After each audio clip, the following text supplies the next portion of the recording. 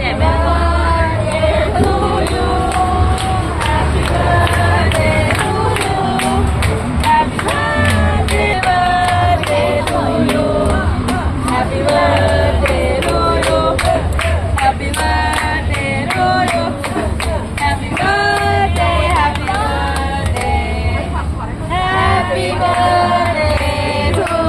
เฮ้ยฟินิกอย่าเพิ่งฟินิกทำท่าร้องกันดิเดือนดาราน่ะทำท่าร้องกัน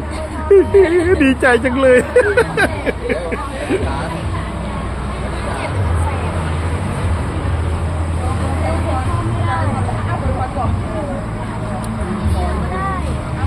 เฮ้ยอวยพรภาษาอังกฤษดิอวยพรภาษาอังกฤษเลย